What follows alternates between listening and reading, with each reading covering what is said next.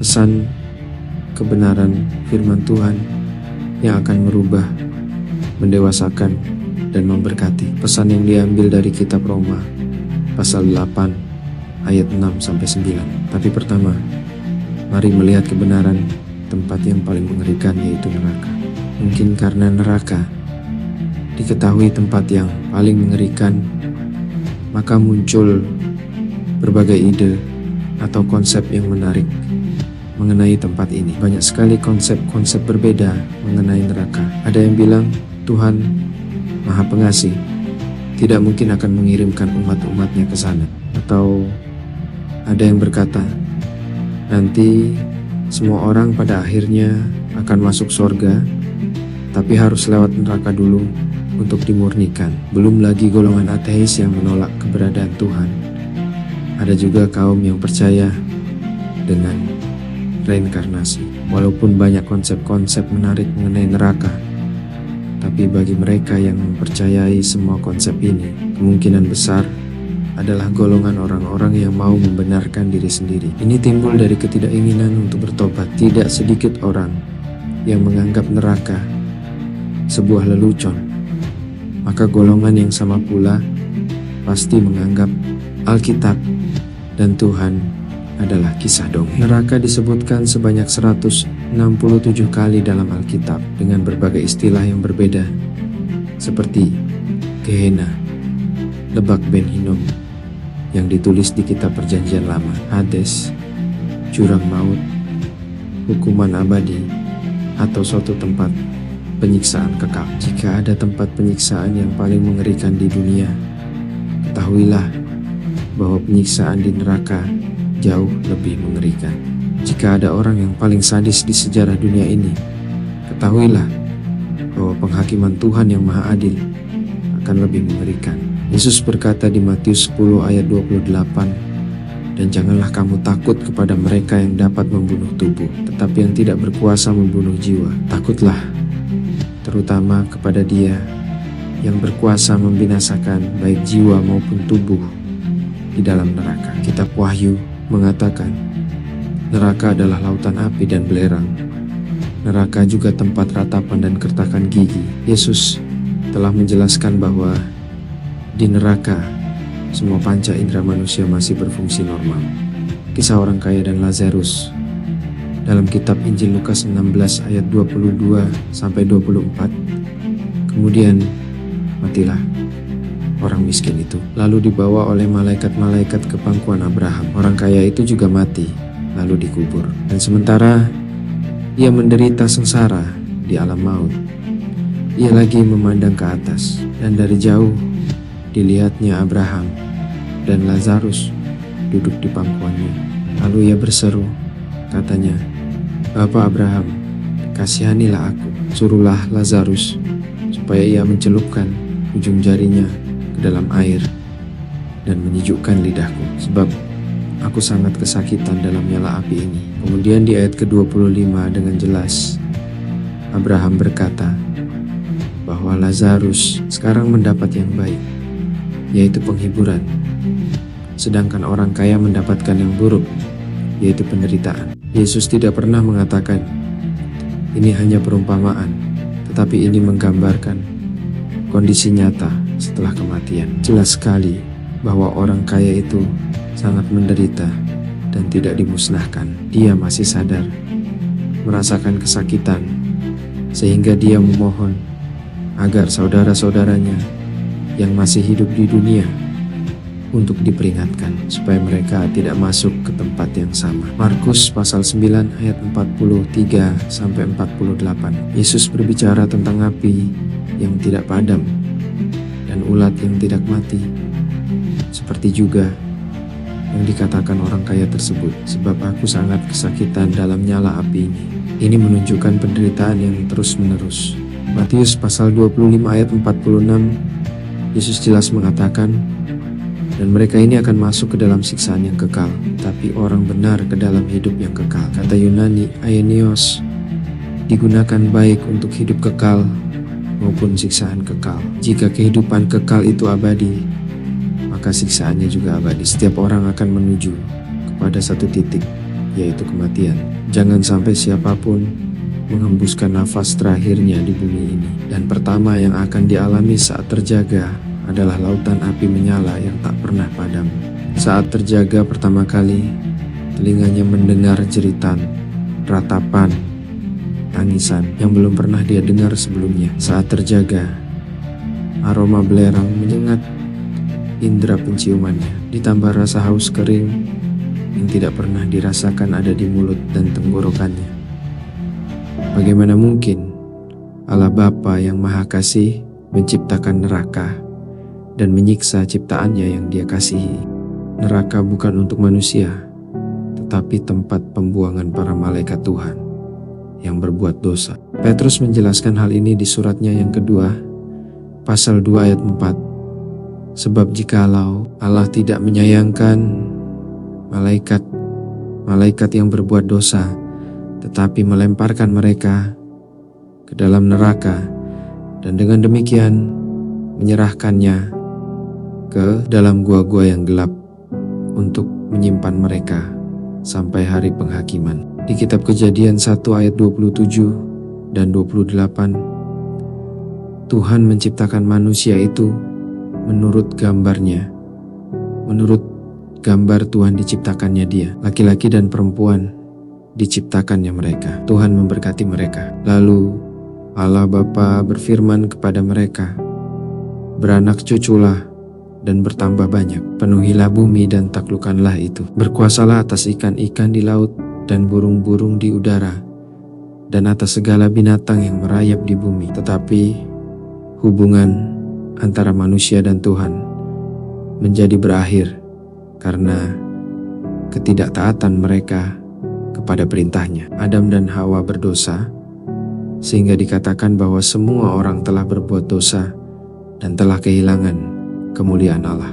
Sejak kejatuhan manusia dalam dosa, Tuhan menetapkan darah sebagai jalan penebusan. Di kitab Taurat, Tuhan memberikan hukum kepada bangsa Israel bahwa penebusan dosa harus melalui darah. Imamat 17 ayat 11, "Karena nyawa makhluk ada di dalam darahnya, dan aku telah memberikannya kepadamu di atas mezbah untuk mengadakan pendamaian bagi jiwamu." Karena darahlah yang mengadakan pendamaian dengan perantaraan nyawa.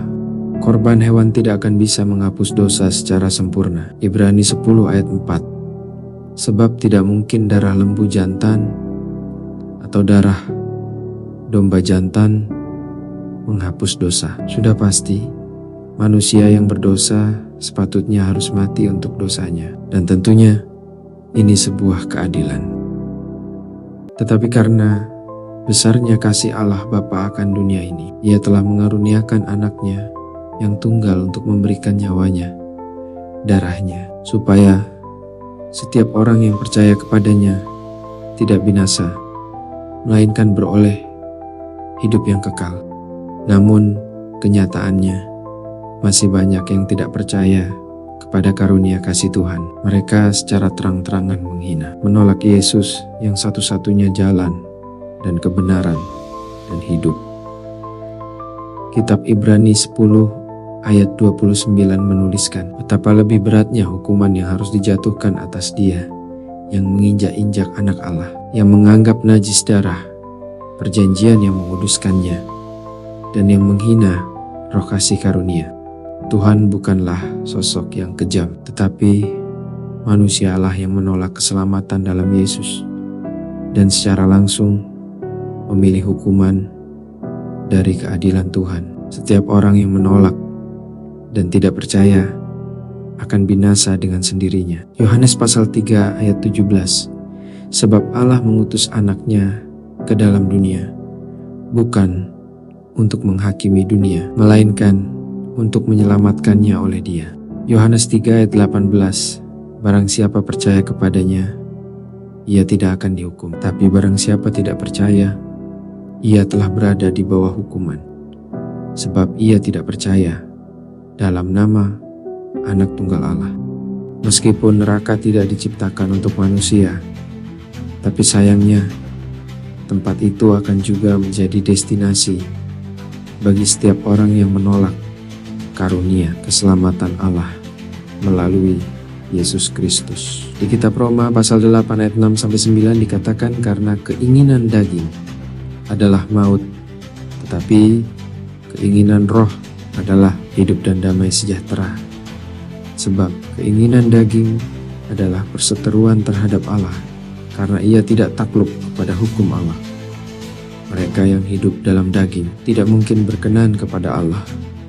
Tetapi kamu tidak hidup dalam daging, melainkan dalam roh, jika memang roh Allah diam di dalam kamu. Tetapi jika orang tidak memiliki roh Kristus, ia bukan milik Kristus.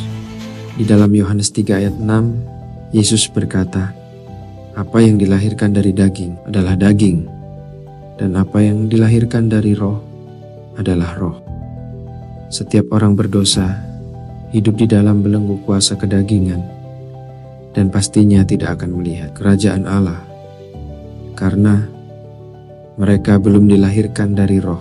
Yesus menjelaskan hal ini kepada seorang pemimpin agama Yahudi, juga orang Farisi bernama Nikodemus. Yohanes 3 ayat 3, Yesus menjawab, katanya, aku berkata kepadamu, sesungguhnya jika seorang tidak dilahirkan kembali, ia tidak dapat melihat kerajaan Allah.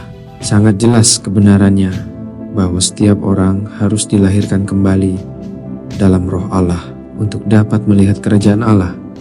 Mereka harus datang kepada terang supaya nyata bahwa perbuatan-perbuatannya dilakukan dalam Allah Bapa.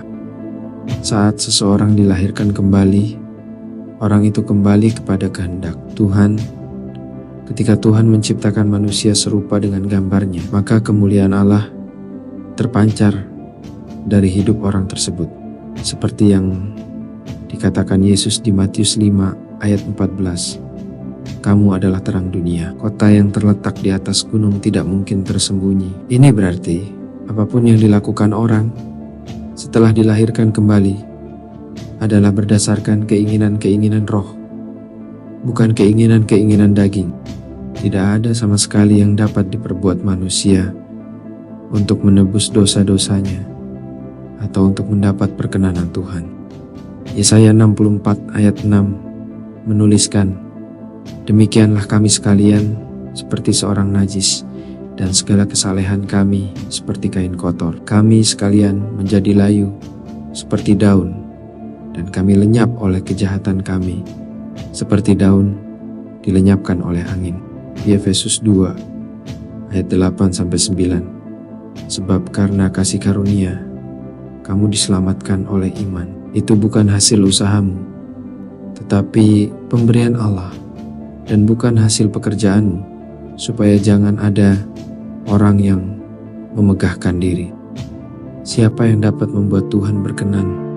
Hanya dengan usaha dan kesalehannya sendiri. Tuhan bukan pedagang dengan timbangan untuk menimbang kebaikan dan kejahatan manusia. Begitu pula sistem pemerintahannya adalah sistem kerajaan, bukan sistem demokrat yang bisa dinegosiasi. Kehendak serta perintahnya adalah sempurna dan mutlak. Hanya ada satu kondisi untuk mendapat perkenanan Tuhan. Tidak ada kondisi lainnya. Dan inilah kondisi itu. Dikatakan di Titus 3 ayat 4-5, kemurahan Allah, Juru Selamat kita, dan kasih-Nya telah dinyatakan kepada manusia pada waktu Ia telah menyelamatkan kita. Bukan karena perbuatan baik yang telah kita lakukan, tetapi karena rahmat-Nya, oleh permandian kelahiran kembali, dan oleh pembaharuan yang dikerjakan oleh Roh Kudus.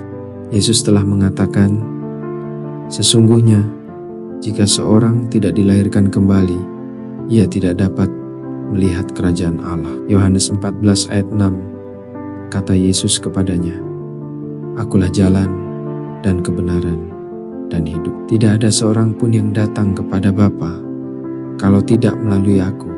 Bukan apa yang manusia dapat perbuat, tapi apa yang Bapa telah perbuat, karena Bapa telah mengasihi dunia terlebih dahulu. Oleh sebab itu, Dia menyediakan satu jalan satu kebenaran yang menuju kepada satu kehidupan yang kekal.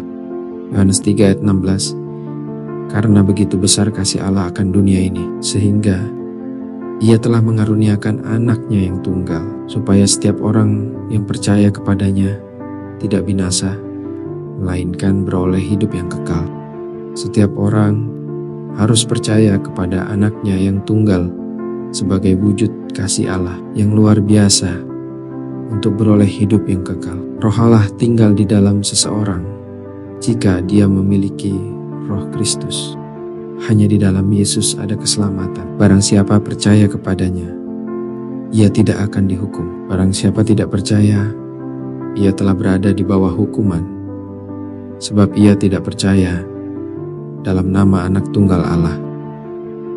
Kembali kepada pertanyaan, bagaimana mungkin Allah Bapa yang Maha Kasih menciptakan neraka dan menyiksa ciptaannya yang Dia kasihi? Pertanyaan seperti ini secara langsung bisa menjadi sebuah pernyataan dari orang yang belum mengenal keilahian Allah Bapa dan firman-Nya yang sejati, yaitu Yesus Kristus. Itu sebabnya arti Injil adalah kabar baik untuk diberitakan oleh setiap pengikut. Yesus Kristus sebagai amanat agung yang perlu dilakukan. Lalu Yesus berkata kepada mereka, "Pergilah ke seluruh dunia, beritakanlah Injil kepada segala makhluk, dan ajarlah mereka melakukan segala sesuatu yang telah kuperintahkan kepadamu. Dan ketahuilah, aku menyertai kamu senantiasa sampai kepada akhir zaman." Kelahiran Sang Mesias adalah peristiwa terbesar yang pernah terjadi di dalam sejarah manusia, dan peristiwa ini masih dinyatakan dalam sistem tahun dunia sampai sekarang dengan istilah Anno Domini, yang berarti tahun Tuhan dalam bahasa Latin. Sistem ini juga dikenal dengan istilah Masehi, yang berarti tahun kelahiran Al-Masih, berasal dari bahasa Arab Masih, yang berarti Mesias atau yang diurapi, yaitu sebuah gelar untuk Yesus Kristus dalam ajaran Kristen. Yohanes 4 ayat 25 dan 26. Jawab perempuan itu kepadanya, "Aku tahu bahwa Mesias akan datang," yang disebut juga Kristus. "Apabila Ia datang, Ia akan memberitakan segala sesuatu kepada kami." Kata Yesus kepadanya, "Akulah Dia yang sedang berkata-kata dengan engkau." Yesus telah menyatakan bahwa dirinya adalah Sang Mesias itu sendiri.